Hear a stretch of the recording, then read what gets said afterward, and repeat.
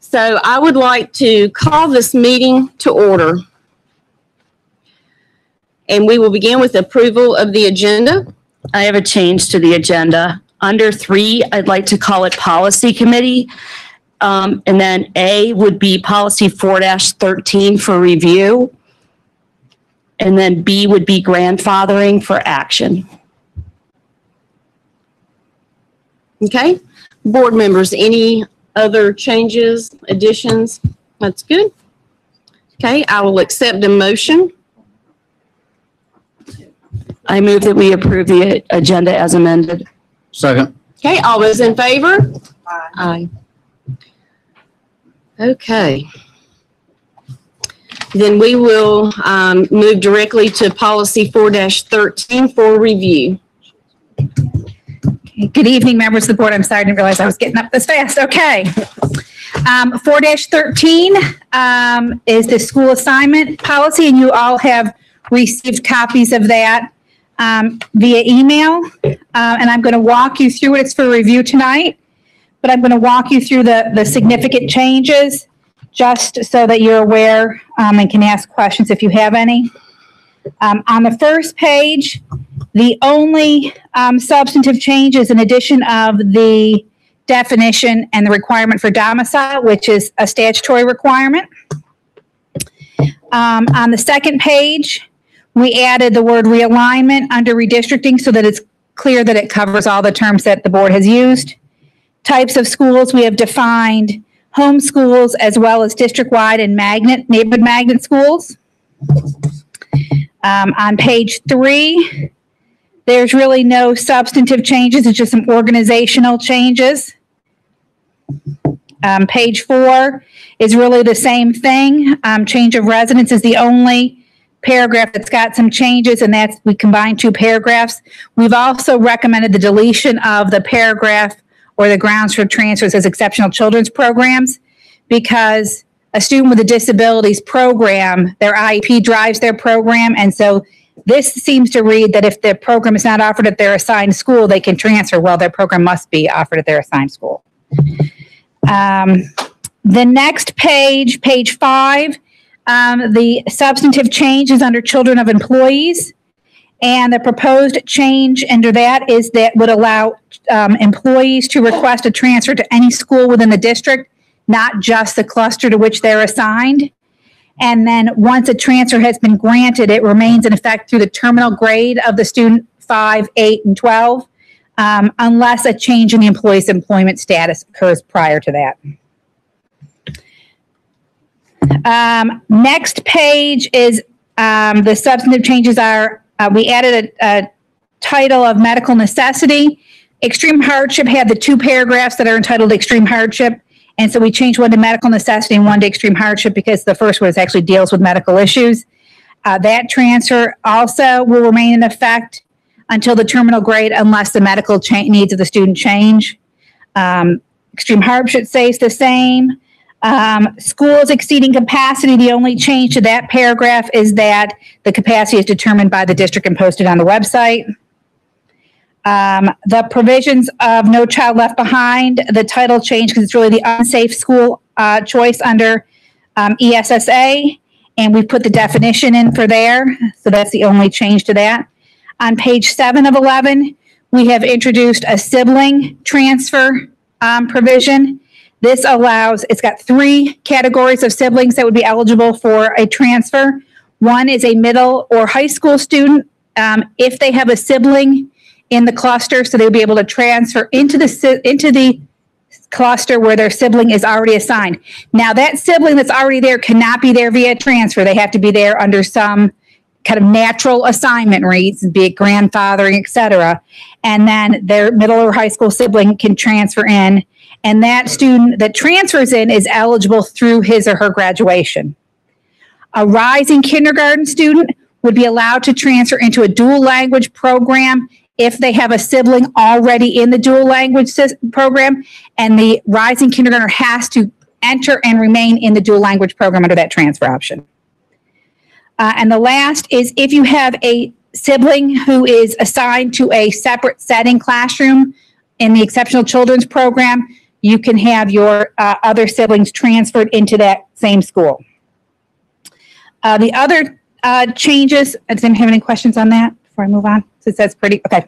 The next provisions are homeless and students in foster care. Those have already been in place. They're required by law, but we just enumerated them in the policy. There are some exceptions to transfers, and that's the special program schools, things like CATA, district and neighborhood magnets, academies, dual language program, anything that requires an admission through a lottery, you can't just transfer under the other criteria into those schools. You have to follow the process developed for that program. We've added a choice opportunity here that students can apply for admission through a lottery within the district if the school has a population of 90% or less.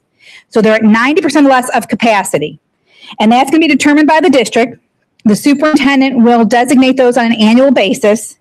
And then the board and the superintendent have the final authority to determine which schools meet that under 90% capacity definition.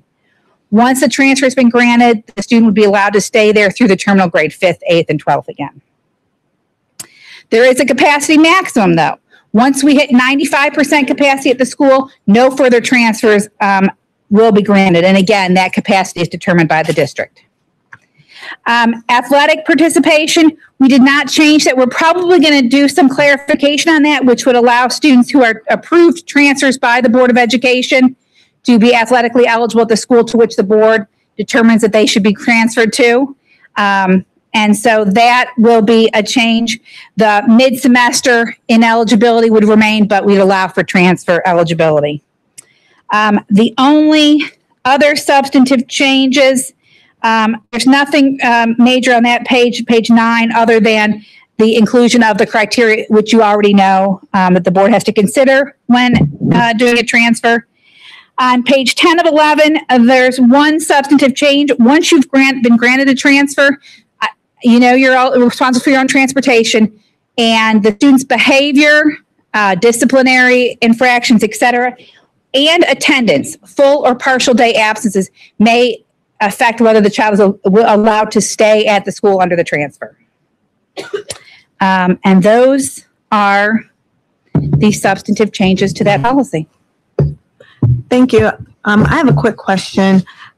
Thank you for the teacher policy. You know, before you even got elected, that was something that I wanted. So thank you. But I do have a clarification. I know that it says it can go through terminal grade, and that's only if they leave the district. No, most transfers are only good for a year. So the ones that are specifically enumerated would be able to go through 5th. For the teachers too. The teachers, yes. Now they would not, if they left employment with the district, then they would not be able to stay through the terminal grade. So they just have to reapply after their They just have to, we're going to have a form that says I'm still employed by the district, and so it's not really a reapplication, it's just a certification. And then in 6th grade, they would reapply for the middle school that they wanted to go to. And then in 9th grade, they would apply. But Correct. Okay. With it, right. They won't have to do it yearly within the elementary, middle, or high, but in each step up, they have to reapply. Yeah, they will have to do a certification for each of the ones that continue, so that there's a certification, their circumstance still does not change. Does a sibling policy apply to that? If they have a sibling in middle school and then they go elementary to middle? The sibling policy right now is middle and high school siblings, but with employees, it would be all of the employees' children. Right. Yeah. And we did some great things this morning in policy, and Ms. Boyd points to one of them, which is choice for the teachers, choice for the citizens of Union County, and a sibling policy. So I just want to talk about choice for a minute, because we talked a lot about this in policy. Right now, it will be difficult to determine what schools are at 90% of capacity or less in a lot of instances. We have sibling transfers now. We have our sibling policy. We have dual language. We have grandfathering. We have a whole bunch of stuff. All of that has to kind of sit at each of the schools. So if you have a kid who's been grandfathered, you're going to receive a piece of paper and you have to say, I elect grandfathering. And then we need to put those kids into the numbers for capacity or utilization at the schools before we can make a decision as to what schools will be available under the choice. And dual language, all that kind of stuff, that all plays into it. So for this school year, it's probably going to come late in the probably midsummer before we know what schools are going to be open for school choice. But then once we get that under our belt and we know what the schools look like from a grandfathering and a sibling policy and all that perspective, next year, the 19-20 school year will probably go a little bit smoother. But I ask people to be patient for the first year because we have a lot of moving parts with both grandfathering and the sibling and dual language. So those have to kind of settle down and people have to respond before we can get out the information on which schools will be school choice schools. I have a question. In regards to the athletic participation, how are we going to make sure that certain schools don't become a specific school, say for swimming or basketball or football? How do we make sure that students aren't transferring to a specific school just for a sport? Like, because Weddington, Cuthbertson, I mean, there's a lot of schools, Piedmont, that are continuing winning state championship. How are we going to guarantee that that doesn't happen? That is managed by the North Carolina High School Athletic Association. They have rules that our director, Doug Jones, and all of our athletic directors have to abide by. Currently, there was conversation earlier this school year, a few months ago, that the North Carolina High School Athletic Association was going to begin allowing one transfer for their four-year high school career. I haven't gotten a date on when they're going to begin that, but we will look into that. But right now, even our own transfer policy does not allow athletic transfers. And we don't have any of that set, which is why she said she has to go back to talk to North Carolina Athletic Association, High School Athletic Association. The other thing too is high schools are probably not a lot of them are going to be on the school choice for the lottery because of grandfathering. We grandfathered 9 through 12. So it's going to be. But going down the pike, this is going to be an issue. And if we head it off now, it's not going to be as big of an issue. Which is what we're trying to do. And we hope to have an answer in the next week or two. I agree with you. We need an answer. And that's going to be a huge problem because I think a few years ago, I believe it was like Wake County, somewhere in that area, they had like a huge influx into one school for tennis because they won state championship every single year. And so they had a lot of transfers for people that were tennis stars and wanted college scholarships. And, you know, school is about an education. Sports is a bonus. Our current policy does say that under no circumstance can they transfer just for athletic participation. But we do need to nail it down because in November, the North Carolina High School Athletic Association did say that students would be allowed one transfer in their 4-year career as a high school student with no questions asked kind of thing. But I don't know where that is right now and if it's applicable for the coming school year or what else is going on. So that is something we need to look at. I agree. Are there any more questions? This policy is coming to the board for review. And it's coming out of policy. And I would like to prepare the board that we will want you to study this and think about if you have any further questions, because we would like to put this to a vote next week at our March 6th meeting. So this week is for review and then next week would be for approval. Okay. Typically, it takes 2 months to get a new policy in place. The first month, we bring it to you for review. And then the second month, we bring it for a vote. But because of these important issues, we are going to bring this to you for a decision on March 6th. And this did come unanimously out of policy this morning. So, okay, we will move now to, thank you, Mrs. Morris. We will now move to grandfathering. Mrs. Heintel, if you want to discuss that. We had a busy meeting this morning. So up to now, we have grandfathered all sitting high school students and rising 9th graders as well. So rising 9th through 12th have been grandfathered. This morning, we made a motion and it passed unanimously that we recommend to the full board that we expand the categories of students eligible for grandfathering to allow the following students to remain in the school to which they are currently assigned. The first is rising fifth graders, which are current fourth graders, to finish elementary school. Rising eighth graders, current seventh graders, to finish middle school. And students currently enrolled in a dual language program and their siblings at the same elementary school. So those are the same. Those are the three that we grandfathered, that we recommend grandfathering for. So board, if you remember, a couple of months ago, we decided, there would be a phase 1, a phase 2, and a phase 3. Phase 1, we took care of the high school students. And then we took care of the rising ninth grade. Those are all taken care of. So tonight we're actually bringing phase 2 and phase 3 to you. And it did, again, come out of policy this morning, 3-0. So I'll read the motion and then we can get a second and we can discuss it. So the motion is to expand the category of students eligible for grandfathering to allow the following students to remain in the school to which they're currently assigned. Rising fifth graders to finish elementary school, rising eighth graders to finish middle school, students currently enrolled in dual language program and their siblings at the same elementary school. Students otherwise eligible for grandfathering may be reassigned if the special program required to meet the needs of the student is not in the school to which the student is currently assigned or pursuant to an assignment to an alternate school. Additionally, a student will not be able to gain admission into a special program school, for example, CATA or UCEC, or an academy within a school, for example, culinary arts or law enforcement, through the grandfathering process. Any student who takes advantage of the grandfathering option shall provide their own transportation. And that came out of policy, so it doesn't need a second. Are there any questions? What was the discussion on rising seventh graders, current sixth graders? We talked about that at our last board meeting, and I handed out the spreadsheets that would What take. was discussed tonight They or were- today in policy? That we decided to go with the sibling policy and the rising fifth and eighth.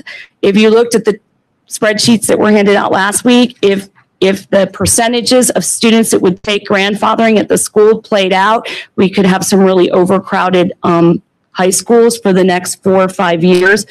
And so we decided to go this route instead. Mm-hmm. But keep in mind, next week when we talk about siblings, that'll take part of the seventh graders, Right. you know. Yes. So we went the sibling policy through policy 4-13 instead of that, based upon the data that we all looked at the beginning of February. So a rising seventh grader going to eighth, they would remain at that high school too, or just the middle school? No, just to finish their middle school year. If they needed, to go to the high school, they would have to have a sibling at the high school to take advantage of the sibling Or go policy. through the transfer application policy? Or go through the transfer application process. Just to make sure that people know that there is another option Right. besides just what's put in play that they can Right. apply. And the other thing, transfer. we did not, again, do anything with the elementary other than rising fifth, except for School choice. school choice, because even though House Bill 13, now House Bill 90, has a staggered or a step approach to the final funded K through 3 funded allotments, we still have to be mindful of it. Every year it takes a step closer, so to 2021 when it's fully implemented. And with the dual language kids and their siblings in the elementary schools that would be under the grandfathering policy, and the kindergartners in dual language, I think that we need to see how that all looks before. But so that's kind of where we are right now. And Mrs. Helms, you bring up a really good point with the student transfer request. There's always that option. And another thing that we did discuss in policy this morning is that we're going to make that electronic now so that parents can fill that out and submit it online. Yep, very nice.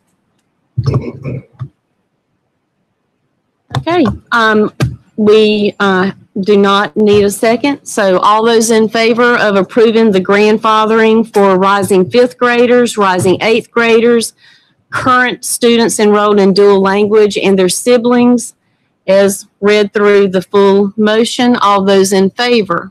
say aye. All those opposed, motion passes 9-0.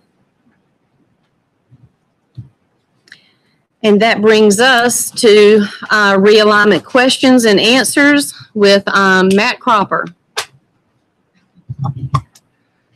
Thank you, Ms. Merrill, and members of the board, Dr. Houlihan. Thank you for the opportunity to be here again tonight.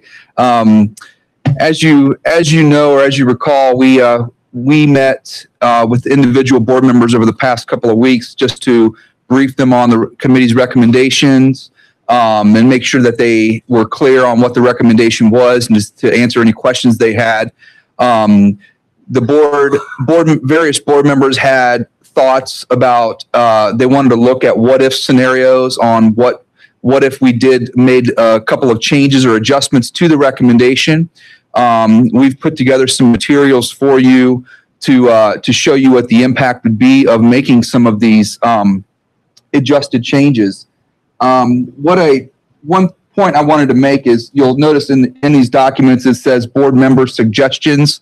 I think we should clarify that these at this point don't necessarily mean that a board member is suggesting these changes or that they are proposing these changes at this point. What the board members wanted to do was just to look and see what would it look like if these adjustments were made.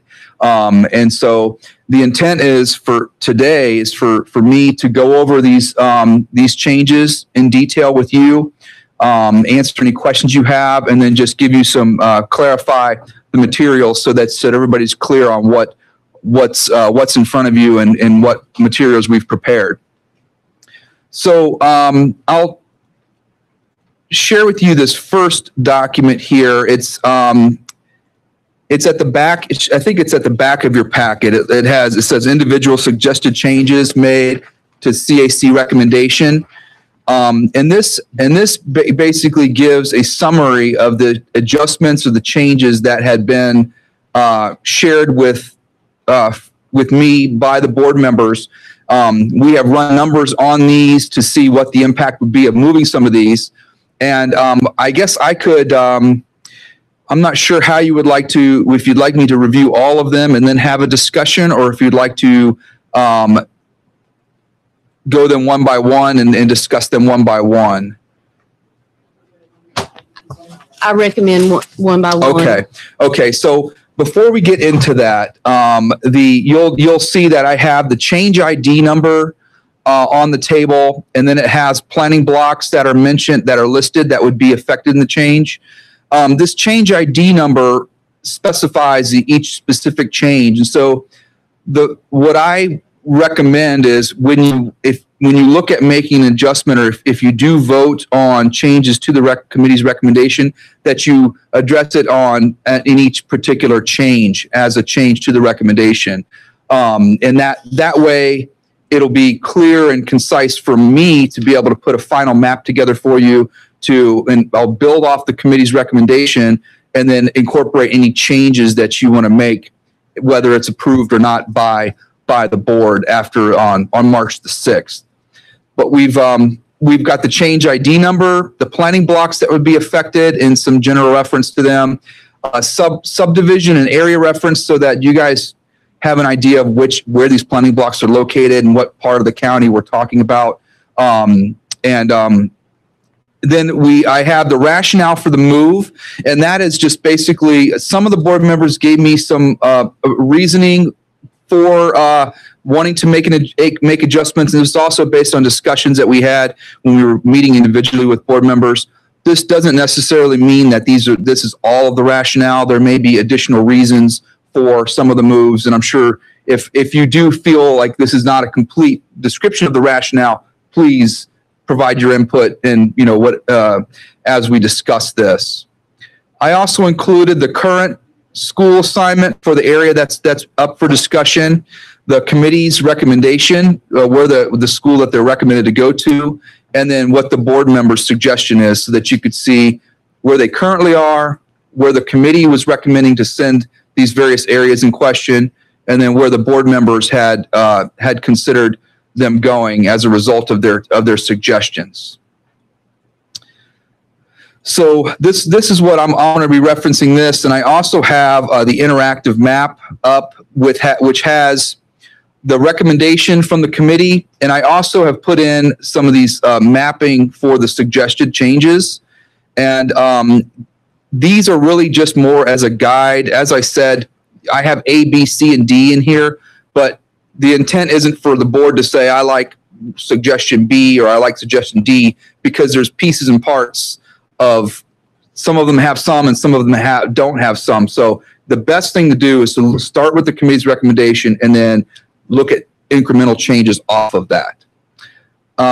So I'll be using that as a tool. And then finally, there is a document that you have that has similar materials that we've been sharing with the committee throughout the whole process.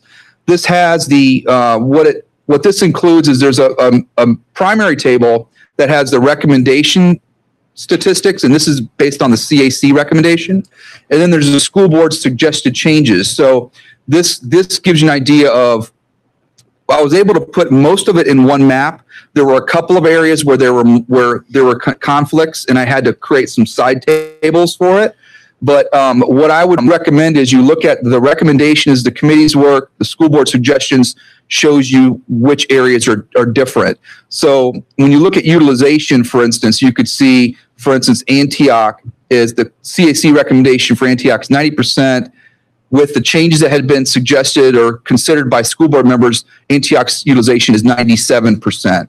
And so anytime you see where the recommendation and the school board suggestions are different, that's indicative of an area that has been modified or based on committee board member considerations. There are some other side tables here. One of them was East and Rock Rest, which has a little variation from what was considered in one of the board members' suggestions. And so I have a side table for that. And this actually this bottom table is not in your packet, but I know Mr. Ogram sent this to you just now. It's in your email now. This is, we got some other considerations at the latter part of last week regarding Fairview and Stallings in Piedmont, Porter Ridge for the Lawyers Road area. So these are some statistics that show you the two different scenarios based on the Lawyers Road changes that have been wanted to be explored. And so I will pull that up through discussion. And then everything else is basically the same format for middle and high school. We have impact data. We have a feeder pattern information, so you can see the impact on feeder patterns. And then middle and high school, in the same format, the CAC's recommendation, and then what it would look like if the school board's suggestions. And then finally, there's an aside table for Piedmont and Porter Ridge because there's a couple of different alternate considerations for that Lawyers Road area that the school board wanted to study more in more depth. So with that said, I'm going to go right into the suggestions. Is that okay? Okay. So the first area that was changed ID number 1 involves planning blocks 152, 153, and 158. It's an area that was wanted to be looked at. The recommendation is for this area to go from it was moved from Antioch to Weddington in the CAC recommendation, and the board member wanted to look at the impact of this staying in Antioch. And this would impact Williamsburg, Weddington Heritage, Weddington Downs, and Gatewood. And I could show you on the map here the area. If I zoom in on the border of Antioch and Weddington, you see these are your current these are your current boundaries. And if I look at the CAC draft recommendation, there's actually 3 planning blocks here, and these are the subdivisions that were moved to Weddington per the CAC's work, and the board's suggestion was to have this area feed back into Antioch, so it would basically resort back to the current configuration along this area for Antioch for Antioch Elementary. The rationale for this was to reduce the impact on students and communities, but I know there was some discussion about proximity as well. And transportation was a part of our discussions, and transportation, from what I recall, said that this was really kind of could be either or to either area. Well, what transportation said is when they were going down Beulah, that it made sense. It's like 2 buses were going down there. And Mr. Morreale, you can jump in because you Right, and I were- Waybridge would have been picked up to go to Antioch, and so basically only subdivision north of Beulah Church would be going to Antioch. All remaining south of Beulah Church would be going to Weddington Road. So it was basically 2 buses going down the same road, one to just pick up one neighborhood. That and the fact that it lessens the impact of the amount of kids that would have to move. Right, and it's a small number of kids too, so it's not really worth it with the 2 buses going.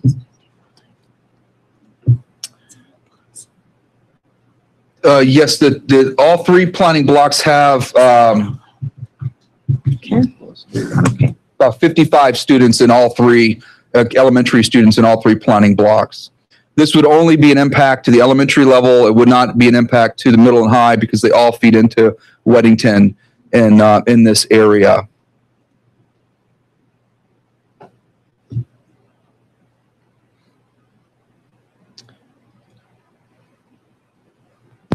Okay, board, how do you want to do this tonight? Do you want to go through all of these, or do you want to? What's the percentage? What does it take the utilization to for both of those? 97 at Antioch, and then it takes Weddington Elementary. Antioch goes to 97%. Right. Weddington Elementary would go to 96%, but this includes also the addition of the consideration Another change. change number 2, Right. which sends Weddington Chase and back to Weddington. And the CAC recommendation, Weddington Chase is in Rayview Elementary, and this would put them. Let me just confirm that. Yes, the CAC recommendation, this bottom area is in Rayview Elementary per the recommendation, and then this adjustment would have this feed into Weddington Elementary. So without Weddington Chase, without this other move, what would it take the utilization to at what? Okay. At Weddington Elementary? Yes, sorry. Just for number, If just for Antioch- number 1? Just for number 1.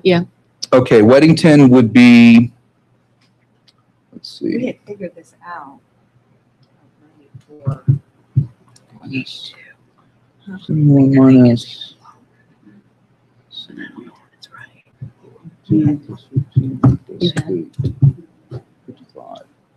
So there's 55 students in the area that was proposed to move out of Weddington per the recommendation. Weddington would be 635 minus 55. It would be 580 out of 701. So it would be 83% without Weddington Chase feeding back into Weddington as well. And independently, what does that move do to Antioch? Are there any other moves impacting Antioch? No, That's the only one? That is the only one, yes, sir. Okay. it takes it from 90 to 97.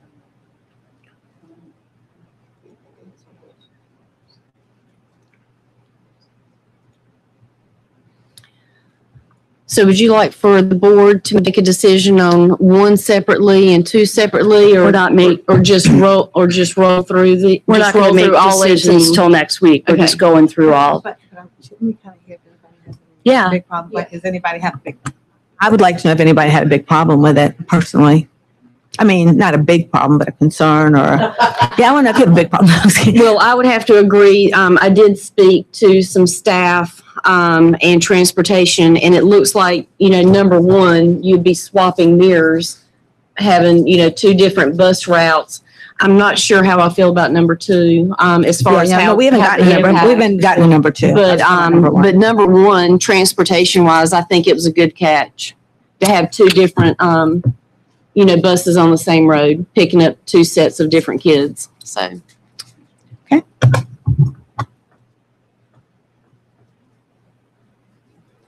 you like me to go to the second change, or is there any other comments about that? Okay. Yeah. Okay. So the second change is one that impacts planning block 133 and south of Newtown Road. This would be Weddington Chase and Weddington Forest. And the suggestion or the consideration that was being wanted to be explored was having this area. The recommendation has this area feeding into Rayview. As you recall, a lot of the discussion was to send more students west of Providence Road to bring up utilization in those schools. And the committee was focused on doing that, trying to ensure that the plans have as much longevity as possible, that they can also draw into the trend as well. This would take this area out of Rayview and put it back into Weddington Elementary School, which is where they currently go. And so if this were to occur, Rayview would go from 101% in the recommendation down to 89%. Can I just say something to answer a whole bunch of questions we've got? The percentage of utilization is using this year's enrollment numbers. So it's 17, 18 numbers. So, and that's what the committee had. That's what the committee worked with. That's what we're working with. But Dr. McKibben's forecast has a declining population pretty much across all schools. So while you may say that Rayview's at 102%, but that's as if the changes had taken effect at the beginning of the school year. McKibben shows that that school would decline next year and it would only be at 97% in the recommendation if you just used his year-over-year changes. So I want to just put to rest that it would not be 102% or 101 or whatever it was next year if the realignment would go into effect, because it's this year's numbers. Does that make sense? We've gotten a lot of questions about it. So from a bunch of different people. And just to make Mrs. Heintail's point, it continues to drop after the 97% next year. So a lot of schools are that way. It's It's not, I'm not county. picking on any one particular school, but most of our schools, with few exceptions, have declining populations, some declining faster than others, but most of them, with a few exceptions, are going down. The enrollment has declined in the past 5 years in these schools on the West End. And if you look at the grade level cohorts of even the recommendation, the outgoing grade levels are larger, cohort sizes are larger than what's incoming. So that, it's definitely, there's still decline in the forecast and decline on the way. So this was something that was considered to an alteration from the recommendation from the CAC to stay in Weddington and as opposed to going to Rayview. I think as the numbers showed, what I had mentioned was Weddington would be 83% if that Antioch piece stayed. If the Antioch piece goes and this goes into Weddington Elementary School, Weddington Elementary would be at 96% utilization and Rayview would be at 89% utilization. And if the first one wasn't done and just the second one, what would it be at? Weddington would be at 83%. No. If number 2 went and number 1 didn't. Okay. So number 1 didn't happen. So those kids are Right. still at sorry. 5, sure thing. That can't, that's Antioch. No, I'm sorry, Weddington Okay. Elementary I'm talking about. I Okay. didn't mean to say that. Number 2 is to Weddington Elementary School. If number 1, if those kids in the first suggestion don't get moved back to Antioch, what would Okay. Weddington, I just want to see what all the, Yeah. I just want to Yeah. understand. Weddington Elementary, in the recommendation is 635, without that and without Antioch. There's 91, the suggestion is moves 91 students back into Weddington Elementary. Uh-huh. So it would be 91 plus 635 at 726, with a capacity of 701. So Weddington Elementary would be about 104% utilization if that Antioch piece didn't move out as a two-part move. Okay. But then it would be 94, 96, what did you say, if it was both? With both, it would be 96%. Thank you. Yes, ma'am. Okay.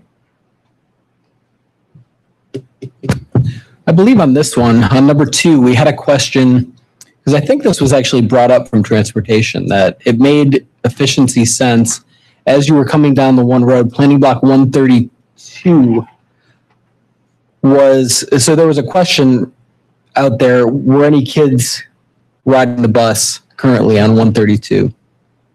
Okay, you're Old Broom Mill to Road. Broom's Old Mill Road. Right. We did not, in our group, talk about specifically moving Weddington Chase to Weddington Elementary, but we talked about that area in general. And it's funny because transportation gave us a completely different answer. So I don't, and they're not here tonight, but it was complete. And when we get to that second part of that, we can talk about that. But we were given With the 4 kids, we were talked to about the 4 kids on Old Broom Room, but it was separate from this. And I looked at this. I actually went and drove down Broom's Old Mill Road today, and it's there's a lot of horse horse farms and things like that on Broom's Old Mill Road. Some scattered residential. The thought was that from transportation was that if a bus could travel down Broom's Old Mill Road, they could come into the back of Weddington Trace, and if this area stayed in. Broom's Old Mill Road was assigned to Newtown and Cuthbertson. That's what they said in our session. Right, and that was discussed. I was looking at Broom's Old Mill Road. I didn't have any clarity on this particular planning block. One of the things to consider is I did look at it. If it were in Newtown and Cuthbertson, it would actually create somewhat of a satellite for Weddington Chase, because this would be red in this area and it would hop over. This would all be red, and so it would be disjointed from Weddington. But you could reshape the planning block to keep it connected if it was something that you felt you wanted to do, to have Broom's Old Mill Road feed into Newtown and Cuthbertson. Keep in mind, Newtown and Cuthbertson, Newtown Elementary particularly, is the committee worked to give them as much relief as possible with capacity. And it would add more students into Newtown. Mind you, it's only 3 students, a small number. Right, and I think the concern was that it hasn't been considered, that planning block hasn't been considered moving. So as a transportation efficiency, it was, there was a question, is it truly a transportation efficiency? Is anybody utilizing the bus right now to where we even need to consider it for that purpose? So I think we still have an open question for transportation to get back to us on that. and then that had never been considered, like we said, in the CAC. So they have no idea that, they'd be going to a totally different school. The Old Broom Mill. Yeah. Yeah, Yeah. that was all discussed, and it was right? never discussed in the last Right. 9 months. That Broom's Old Mill Road is the CAC recommendation. It is suggested to go to Rayview per the CAC recommendation, but it was never considered to go to Newtown and Cuthbertson. That's Right. right.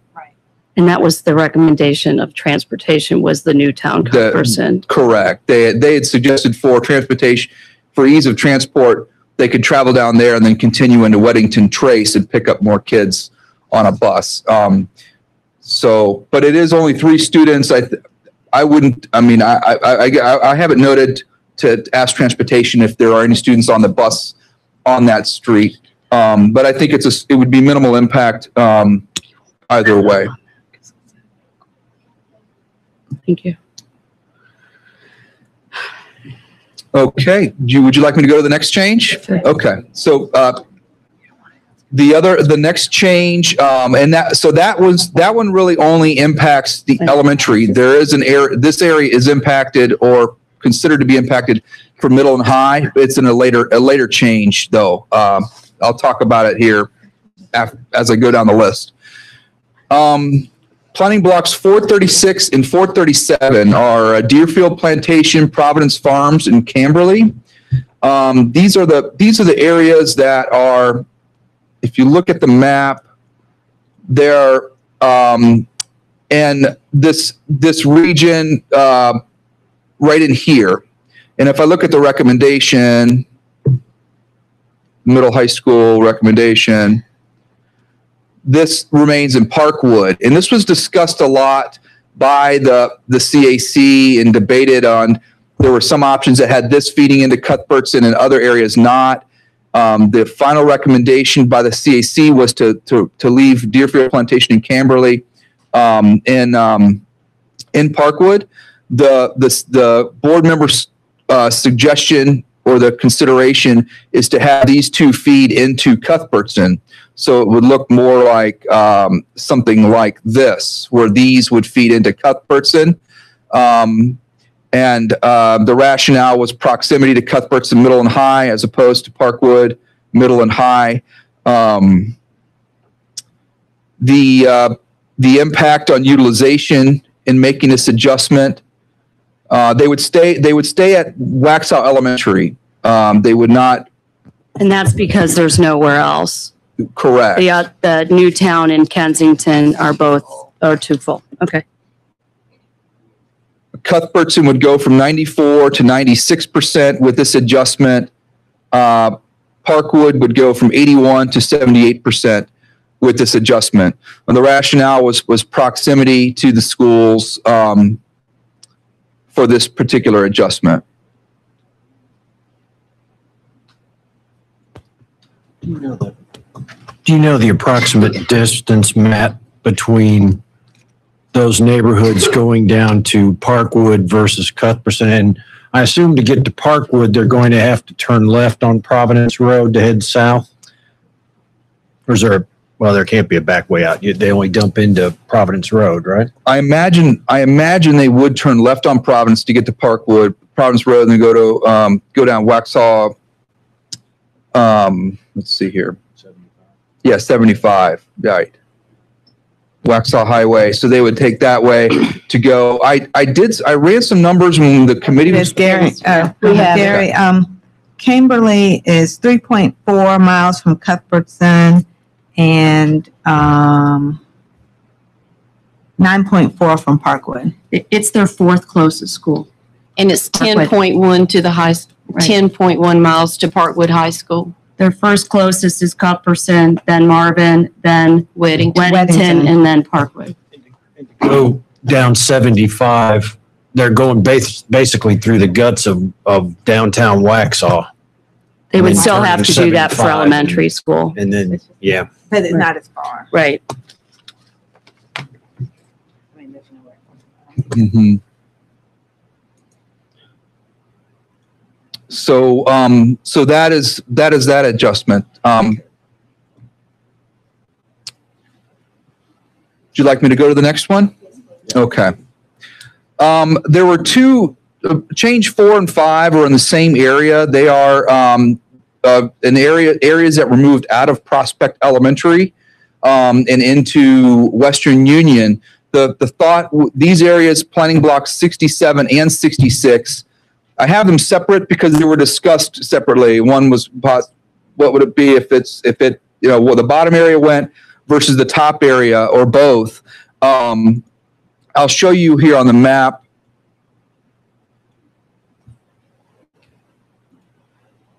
So these two planning blocks are down here near Cane Creek Reservoir.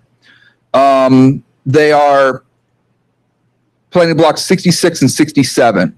So the statistics that you have show you what would happen if planning block 67 were to remain in Prospect. If you wanted to look at what would look like if both were in there, I would look at the current utilization of Prospect because it would pretty much take Prospect back to its current zones. The thought with this was to try to give some relief to Prospect because they were teetering right at 100% utilization, and trying to give them some relief in this area. The CAC recommendation was to send it to Western Union. And the board member consideration was the bottom part, which would take Prospect, if only the bottom part went, Prospect would go to from 90 to 93%. If both 66 and 67 were to remain in Prospect, Prospect would be at 99% utilization. And Western Union is a 78. It goes down to 76 if this were to occur. And then it would probably drop another 2 points if both pieces stayed in Prospect. Western Union would go to about 74% utilization. If both of those 66 and 67 were to change 4 and change 5 were to both be approved. Yeah, I had concerns on that because it was south of 200 and it's closer to Prospect. And also within this year and next year, there's 2 roundabouts going in that area and they have to cross over 200 to get up to Western Union. It's going to be hard on buses and cars getting up that way. It's really the main 2 feet of roads that go up that way.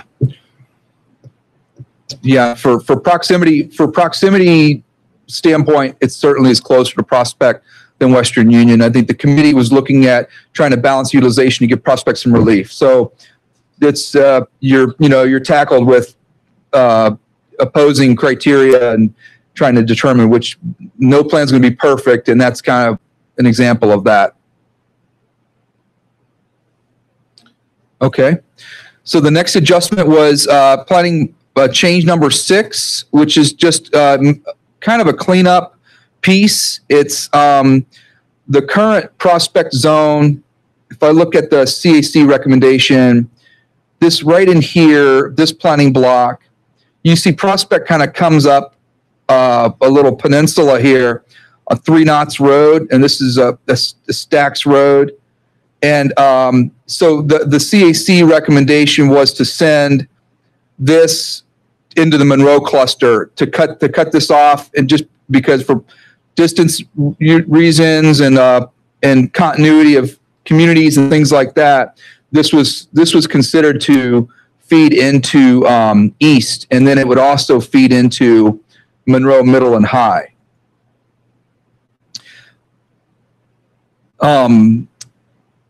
There was another adjustment where this is in play, where one of the other changes was to consider having planning block 33, which is being fed into East in the committee's recommendation, have planning block 33 remain in Rock Rest Elementary School. And if I'm mentioning this because if that were to occur, it would create a satellite for this piece right here. So if this adjustment, planning block 33, which is change number 11 on your sheet, if this were to occur, then that piece would have to continue with planning block 33 to make a logical zone line. So it's a minor adjustment for the Stacks Road piece. The planning block 33, since we're there, I'm looking at change 11. That would have a more substantial impact. If you look at the page 3 of the tables here, this shows you what it would look like if that went back. There's about 90 some students in that planning block 33, and it would take Rock Rest to 119 and East to 84%. The utilization was fairly balanced in the CAC recommendation. This would take it out of balance with that adjustment. In order to make that work, to leave it in Rock Rest, you would have to move the Wingate kids that got moved from Wingate to Rock Rest and back it all up and then into Unionville, which is already at whatever it is. Okay. It's just something I wanted to take a look at. Yeah, and it would be a domino effect. This area, this whole area was adjusted and moved to try to provide relief to balance utilization at all the schools in the area, and also primarily to try to provide some relief to Wingate Elementary, which was the most overcrowded. It was 121% utilization currently, and the recommendation puts them at 107%. So they do get a lot of relief in this recommendation. But yeah, that would suggest that adjustment would create would bring Rock Rest above what their currently utilization is 109. It'd put them at 119% utilization. Thank you. Okay. Another small adjustment, change 7 is something that was not seen or found when we were working with the committee. There was a small road that was cut off, Birmingham Road. It's down in this particular area off of Gold Mine, just east of Jim Parker Road. The planning blocks cut Birmingham Lane in half. It's a very small development, but the suggestion was to have all that be in the same planning block. That one is kind of that's more of a cleanup adjustment that I see it as something that should certainly be considered regardless of where it's assigned to. And then on that note, since we're there, that this is the Birmingham Road piece where it was cut off. This is planning block 185. When we were talking with board members and the staff were there, transportation, they had mentioned that for transportation efficiency, it would be best for a bus to pick up planning block 185 as they pick up other communities, taking them to Sun Valley. So they had suggested that this would be better to feed into Sun Valley instead of Shiloh as a result for transportation efficiency. And that is change number 8 that I'm mentioning. That would take Sun Valley as a result of that would go from 89 to 91%. Shiloh would go from 78 to 76% per that if that change were approved. And also that's taking kids that are in the traditional to a year round. Is that the one that was like 15 kids? Let's see. They're currently in Wesley Chapel. Right. Yeah. So yeah. So sending them to Sun Valley would be the same type of program for year round versus not.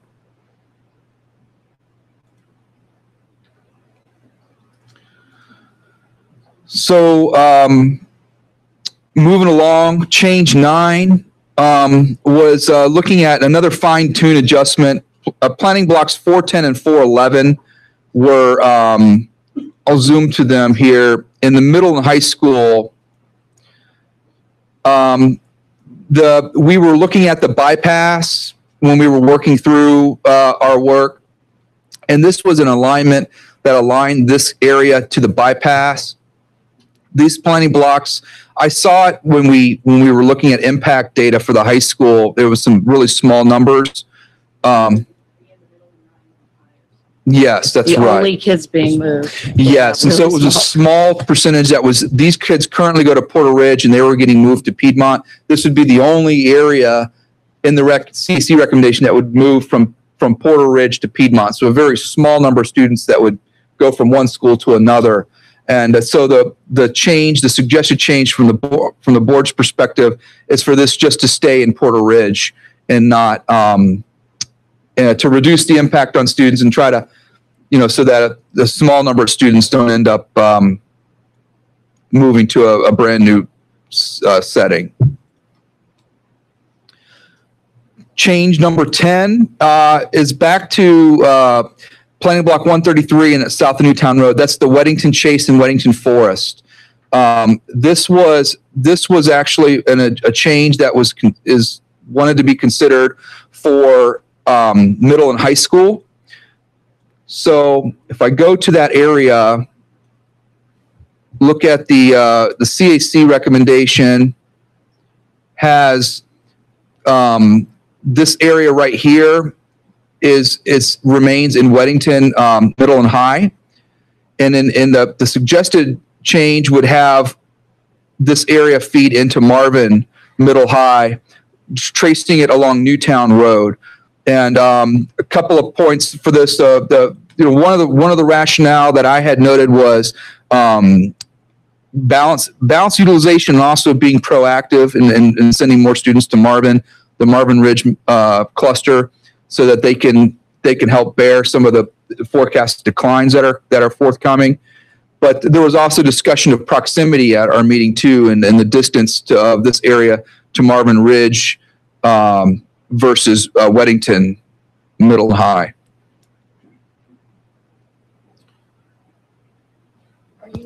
Can you tell us how many students the impact would be? Yes. It would, you'd have 100, it would impact, it'd be 125 students that are in Weddington Chase. So 125 students would be, is what we're talking about. The utilization for Marvin Ridge Middle would go from 94 to 100%. Weddington Middle would be 102 to 95%. And at the high school level, Marvin Ridge would go from 99 to 106, and Weddington would be 85 down to 78% with this adjustment.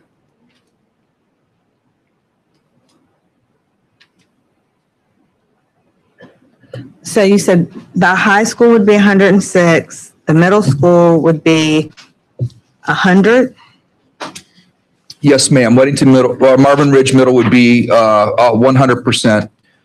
And as Ms. Heintel said, this is looking at 17-18 data. The numbers are declining in this area, and they're going to continue. I know that. I was just asking the question. Thank you.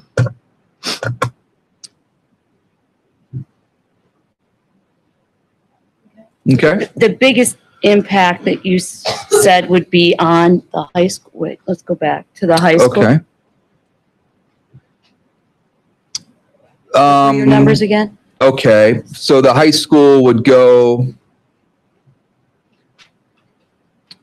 are you Marvin Ridge High School? To 106. To 106%, Okay. yes, ma'am. But we grandfathered all the high school students too, so that's another thing. Okay. Okay.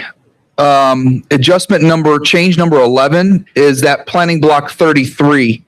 I just discussed that. That was the area that was being considered to move to Rock Rest instead of East in the committee's recommendation. Would you like me to review that again, or do you think you're clear on that one? Change number 12 is planning block 99. And this would be the undeveloped phases of Millbridge, the Millbridge community, which would be phases 7, 8, and future phases on the south part of the undeveloped part of the Millbridge development. The suggestion is to move them to, they're currently zoned, that area is zoned to Kensington Elementary and Cuthbertson Middle High. The suggestion is to have that area feed into Waxhaw Elementary and then Parkwood Middle High. And you could see down here on the southern part would feed into Parkwood and also feed into Waxhaw per this adjustment. There are some students, a small number of students on current sort of sparse housing, rural housing in there. But the focus of this was really to try to give Kensington some relief, because Kensington is at 103% in the CAC recommendation. They were unchanged, but to give them some relief from future development, and also to also be proactive for future growth for Kensington and Cuthbertson, really. Okay.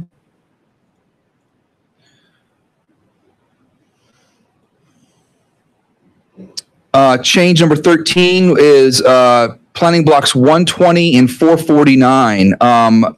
Areas that are relatively undeveloped. There are some sparse housing in these areas. It would be Sella Acres, Goldmine Acres, and the Howie Mine Church Road area.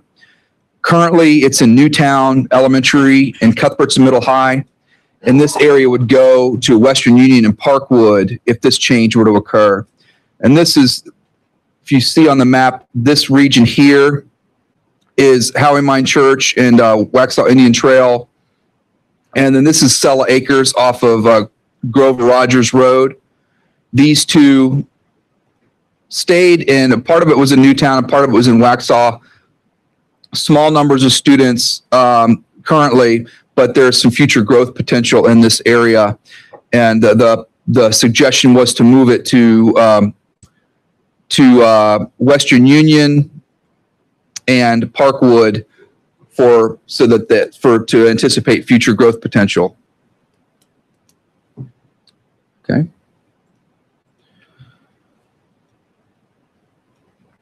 Another adjustment under consideration is planning blocks 278 and 387. This is the Oak Grove community up near currently zoned to Fairview. The suggestion is to move this area, and the committee's recommendation was to have this area feed into Hemby Bridge and Porter Ridge. And the suggestion was to have this feed into Fairview in Piedmont, which is where they currently go. And I can give you a little reference point here.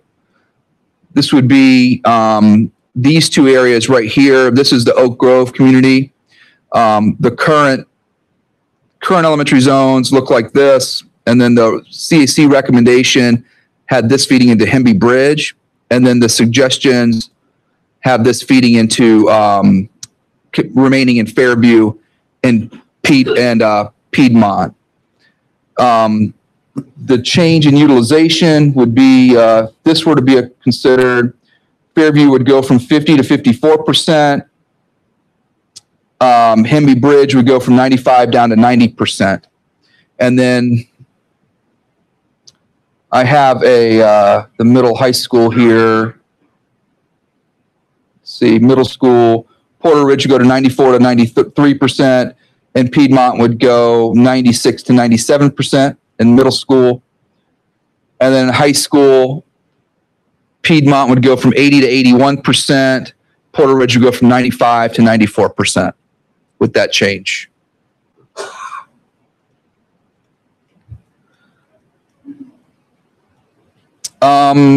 There was another adjustment, planning block 450, which is the Henry Ridge subdivision, to sending them to Fairview to bring Fairview's numbers up higher.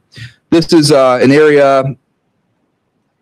This is an area that has relatively. It's a small subdivision. It's off of Sykes Mill Road,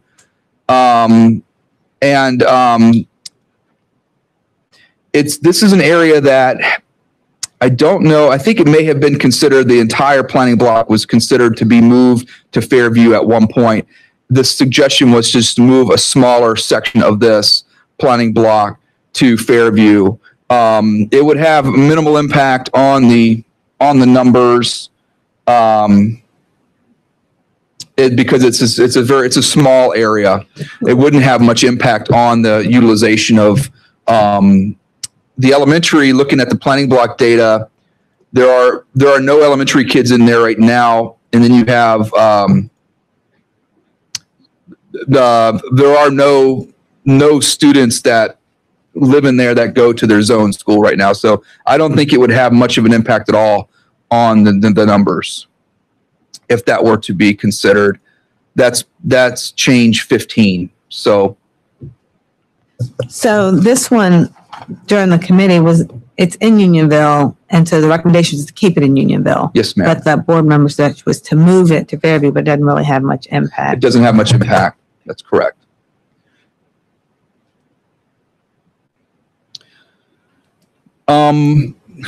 Change number 16. Do you have another question about that? Okay. Change number 16 was planning block 93. Planning block 93 consists of several subdivisions. It's Providence Down South, Ladera, Fincher Valley, McGee Valley, Winmore, and Broadmoor. To have this area, in the CAC recommendation was to send this area to Marvin to balance utilization at all three of these schools. It's this this community on the northwest corner of the current Sandy Ridge zone. I've run numbers that show the impact of this moving in there. If the whole planning block were to go, Sandy Ridge would go from 92 to 106 if it were to stay in Sandy Ridge, and Marvin would go from 92 down to 78%. So it wouldn't have any impact on the middle and high school. This would only be an impact at the elementary level. I think that after I had run this, there was a discussion that one of the discussions was, what if only Providence down south and not, instead of all these developments in here, if only Providence down south stayed at Sandy Ridge and the others were to go to Marvin. And there are 42 elementary students in the Providence down south, both phases. One thing I looked at that. One thing I would caution is that Providence down south looks like a sort of a wedge, like a triangle here. So imagine if this were to happen, this would be green and these would remain orange. It would make for somewhat of an awkward looking boundary. And then also transportation, although they are separate subdivisions, they do connect, and for ease of transportation, they could travel to pick up kids in multiple subdivisions in this area. Man, is that brown line, is that Ray Road? Yes, sir. This is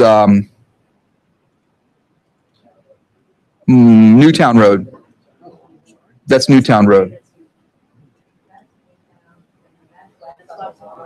Waxhaw Marvin Road down here. That's correct, in Newtown. And the committee was looked at this as an adjustment to balance utilization. There was comment about the challenge of transportation at this intersection at Waxhaw Marvin and Newtown. We did some research with the county because there was discussion of talk of a traffic circle going in there, and that's something that is being planned for the spring. Traffic circle is being built there, which should help with ease transportation concerns. Can you scroll over to the right of it? Can I see how far off that is off Providence? Oh, sure. To help my reference there. Sure thing. Okay. And so here's Marvin, and this is Sandy Ridge down here. Matt, where's the roundabout going? The roundabout's going at Waxhaw Marvin Road in Newtown. It's going to be right in this area. Scheduled for May 1st, 2019. Oh, 2019? So we'll be finished first.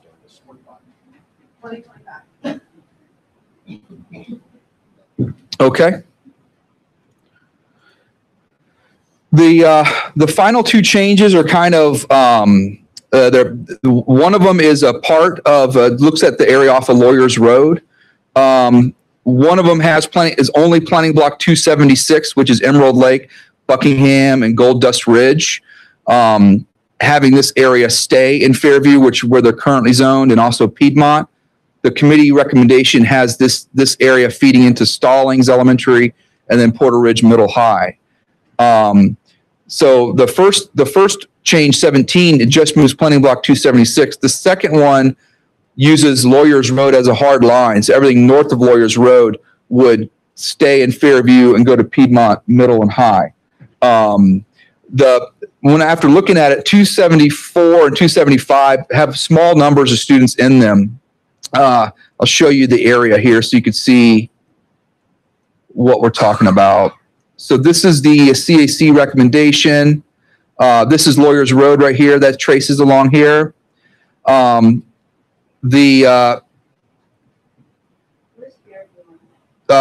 Yes, Fairview. So there's Fairview, and here's Stallings.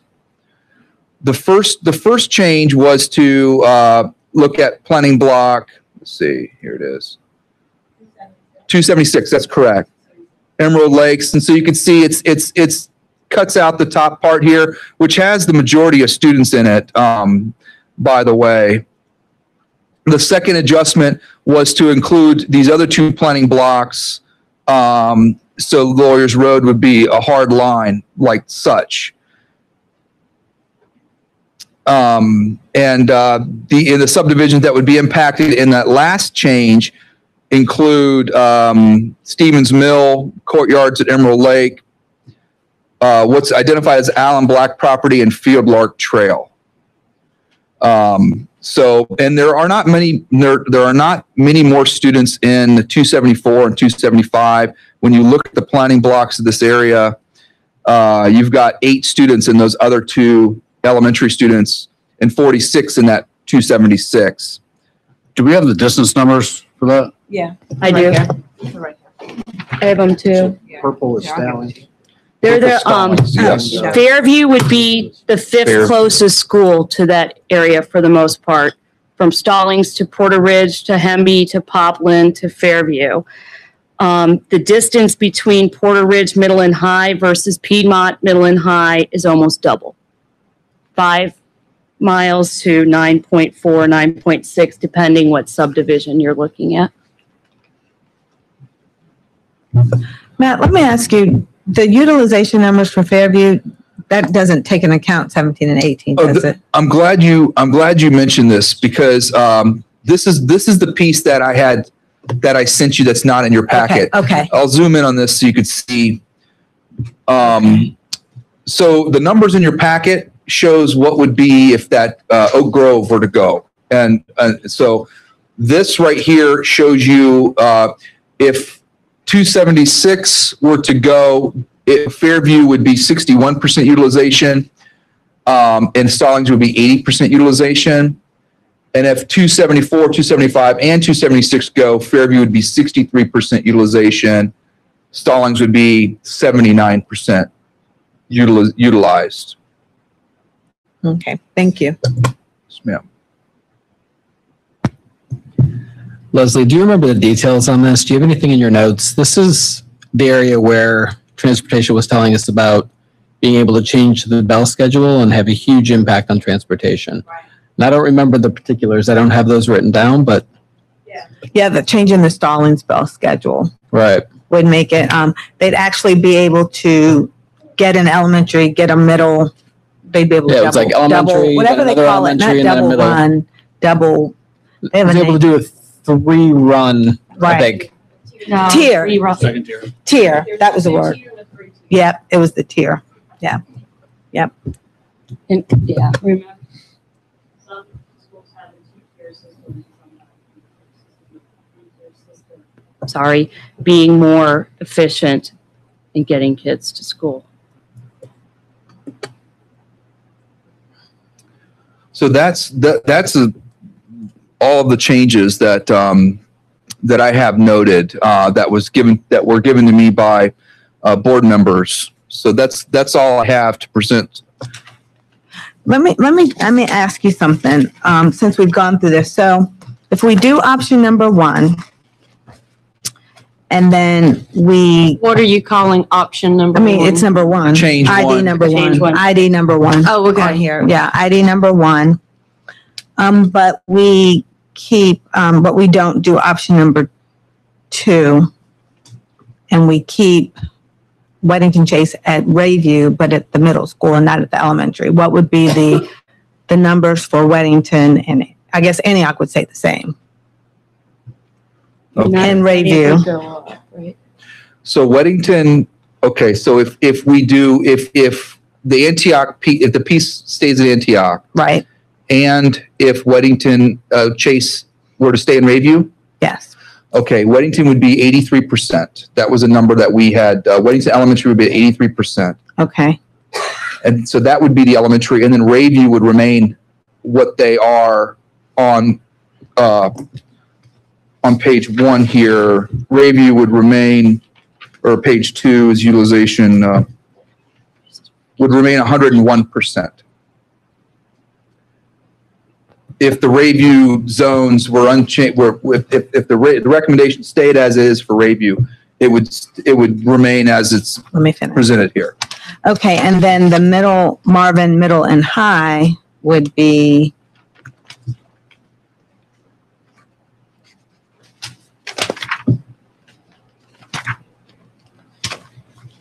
without option number 10.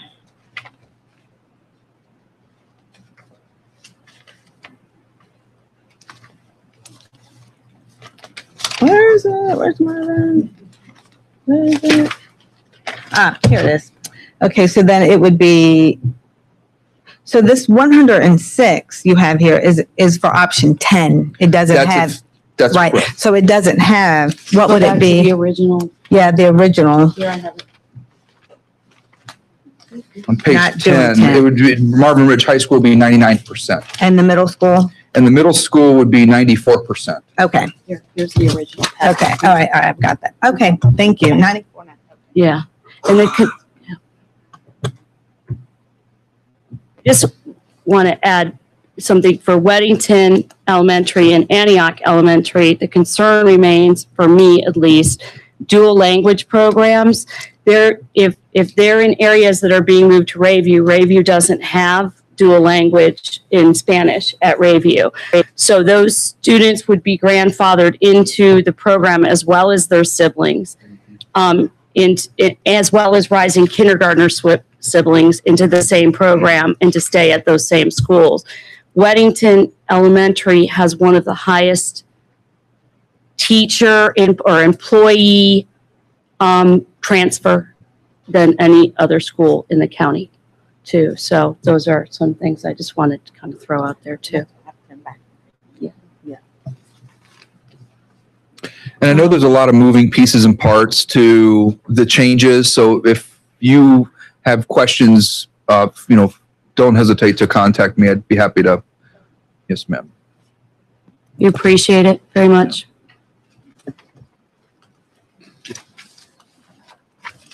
So are these the do these have the changes in them? No, Yes, ma'am. The adjustments are on the large plot maps, which we have printed off for you as well. You could look at them as well. So there's some that have a combination of more than one change. Yes, some of them include them and some don't. It was tough because to determine which ones to include and which ones not to include. I think it's the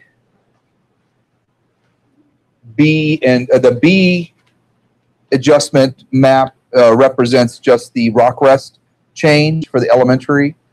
And then I don't think we have maps for the Lawyers Road part. We have them on the interactive map.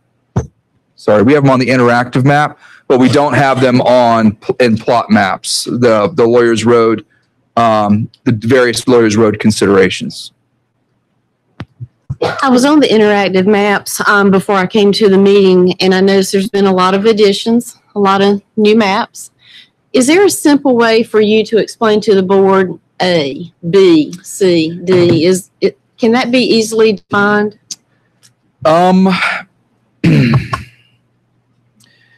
It's tough because because of the differences. If you look at A incorporates the first round of adjustments. So let me think of the ways to. It does not have, so A does not have change 5 in it. So it has everything except for change. Let me see. Let me just make sure this is right. Which planning block? So yes. So elementary draft school board suggestion A does not include change 5. It does not include change 11.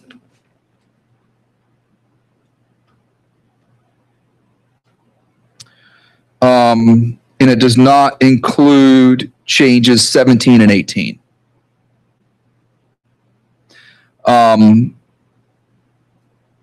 The B map is the same as A, except it includes change number 11 for elementary, the rock rest piece. The C and D maps, what these were focused on, because these I got these at after we had run things. the C and D maps basically are the CAC recommendation with the exception of the Lawyers Road considerations. So the elementary C map has is the committee recommendation. Which I guess let me clarify that. The C map has no changes except for change 17 and change 14, 17. So what would the, And D would be 14 and 18? yes, ma'am, 14 and 18. That is correct. And then for the middle and high, just make sure that everything that it's that I'm clear on that for you. So the middle high, the A and B maps on here would be everything except for change 11. No, let's see. That would be, yes, change 11 isn't in play in this because that's an elementary adjustment. It would, so in middle school, high school, A and B would be everything except for 17 and 18. Wait. I thought I just heard you say that middle school and high school A and B maps are everything except 11. Yes, but 11 is the change 11 is only an impact at the elementary level, so Okay, it wouldn't be applicable. Okay, so to that. A and B for middle school and high school are Everything, every change except for 17 and 18. 17 and 18. Yes, ma'am. Okay, thank you. Middle school suggestion C includes the let's see here. This would be the CAC recommendation with the only changes that are reflected on this are relate to Piedmont and Porter Ridge. So it is change 17 and change 14. Those are included. Those are the only ones included in the C map. Change 17 and change 14. Okay. And then the D map for middle high school is the CAC recommendation with change 14 and change 18.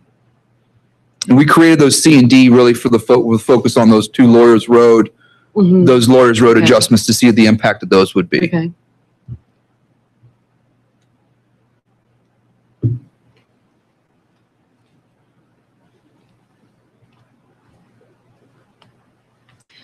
Board members, if you want to come look at these maps, I would encourage you to do that. Or if you have any more questions or want to look at something with Matt or another board member, we have these here. You want to take a 5-minute break? Okay. Okay, we're going to take a 5-minute break. We'll be right back.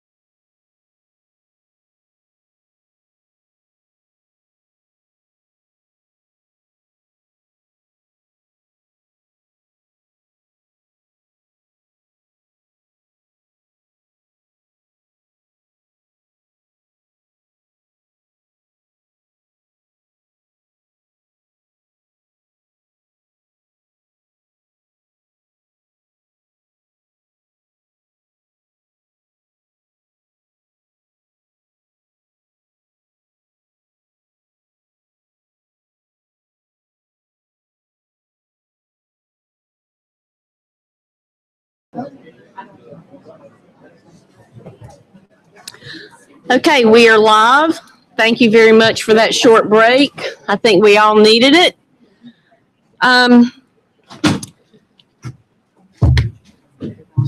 Matt, were you going to make some recommendations to the board or talk about the maps here or? Yes,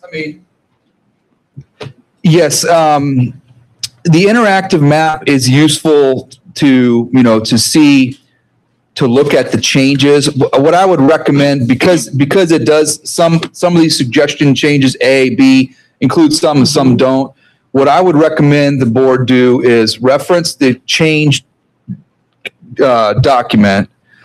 And then when you want, if you want to go to your, to the interactive map, focus on the CAC recommendation, zoom in on the area, and then you can turn on the subdivisions and you could study it that way to see. And also the table, the statistics show you the impact on utilization. But I would recommend to focus more on, address it more as changes from the CAC recommendation, as opposed to don't say, oh, I like committee or board suggestion change map B. Oh, that's on the interactive map. So yeah, I would use this as a guide. Yes, ma'am. Hey, board members, do you have any more questions from Matt Cropper? I have one. Just because it was put out there and it's been some concern, Dr. McKibben said in a meeting that this new realignment redistricting could last 5 years plus or minus 2 years. And that was a very big concern to a lot of people. With the recommendations that the board has made, I know it's not an exact science, and plus with the grandfathering and siblings and et cetera, with the new recommendations from the board, approximately, we obviously can't hold you to it because this hasn't been approved, but how long will the new recommendations give us before a new redistricting realignment will have to be done? Are you talking about accepting all of them or Well, pieces? Isn't that going to? well, that's good. Well, and that was my concern, because a lot of people were very concerned that it's only going to last a possible of 3 years. And it seems that we've spent, what, $165,000+? That seems like a lot of money for 3 years. I think that Dr. McKibben has always stated, and based on his findings, he's been working in this district for about 10 years, and he's been doing study in this district and doing forecasting for quite a long time. He's always maintained that he sees the Marvin Ridge cluster as his primary concern for enrollment decline, and enrollment's getting the declining enrollment on the west end of the district. Excuse me. We really don't need comments. We are trying to have a board meeting, and we have a board member that is asking a question, and we can't hear Matt Cropper speak. So, thank you. So with that said, I think that he felt like, the more students that you proactively put into the western part of the district, the longer that the enrollment would sustain at an effective utilization at those schools, the elementary, middle, and high schools. So I think that he's not here, and I could ask him that question that you said, if you want to, like, an actual number with. Well, and like there's a lot of variables that are going to go into this, like who's going to accept grandfathering, who's, and the siblings, et cetera. So, I mean, I understand that there's a lot of variables, but there's a lot of concern about the options that the board has made and the amount of time that it's going to have to be repeated. Redistricting is going to have to be revisited again. Well, I would say that you've addressed a lot of utilization issues, substantially overcrowded schools. In the recommendation from the CAC, they addressed that. Particularly Newtown and Wingate Elementary were substantially overcrowded, among other schools that there were imbalances in utilization. So the committee recommendation follows the objectives that were brought forward to them. They tried to assign students closer to home if at all possible, also balancing utilization. And so I think that has been done in this recommendation. And I think that that these boundaries will hold for a good while, in my opinion. I think that I don't know a specific number per se and how many years, but I do think that the CAC recommendation and then other adjustments that have been made considered by board members do align with the overall objectives in trying to make it have longer lasting. So I think that you've moved you haven't moved in the wrong direction in some of these considerations to try to be as proactive as possible. I'd like to say too that we have a declining population. So when we're moving kids, it's not going to be an overcrowding situation that will force us to move kids again in the future. It will be schools that have emptied out that we need to do something with. And I think that that's what he's talking about for the future. And I think that we as a board need to begin being proactive, thank you, and plan for that future now. But I mean, the 2014 redistricting didn't help us with this. This is where we are today, and we're at people who are driving 11 miles to their closest school or to their furthest school to get there. This gets us back to the neighborhood school concept that we made a motion on, all of us, on December 6th to put kids in neighborhood schools. And that's what we tried to accomplish, as well as making this a 5+ year plan. But we have a declining population, so we need to figure out what we're going to do as a board with these schools over the next we have 5 years or whatever it is to figure it out. But I think that that's something that we need to be really proactive about in the next couple of years. I will also say that if we don't take care of the Marvin area and create a sustaining population over there, we're still paying the mortgage on a lot of these schools. We still, stallings included, we're still paying the mortgage on these schools with 10+ empty classrooms today.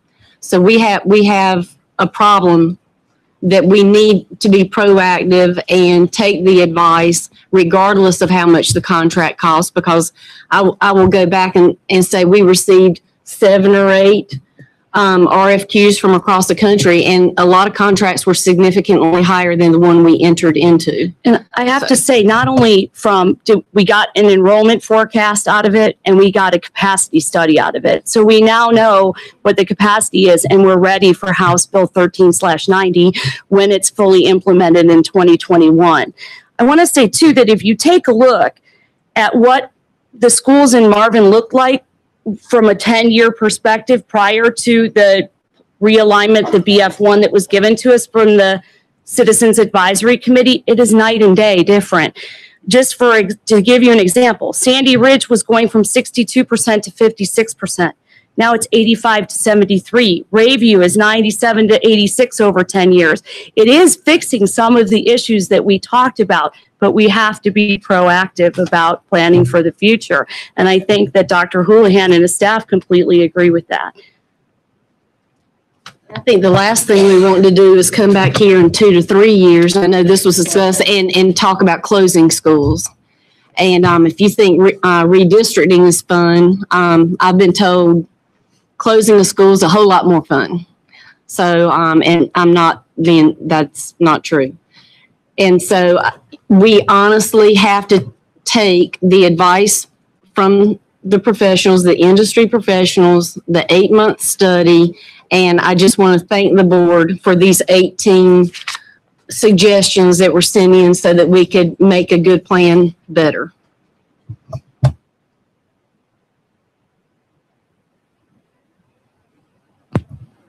If there aren't any more comments, are there any announcements? Any committee meetings? Okay, so I will just make the one announcement for the March regular board meeting. We'll be here on March 6th at 7 p.m. And I will accept if they're, Motion to adjourn. motion to adjourn. Okay, all those in favor? Aye. Thank you. Thank you, Matt.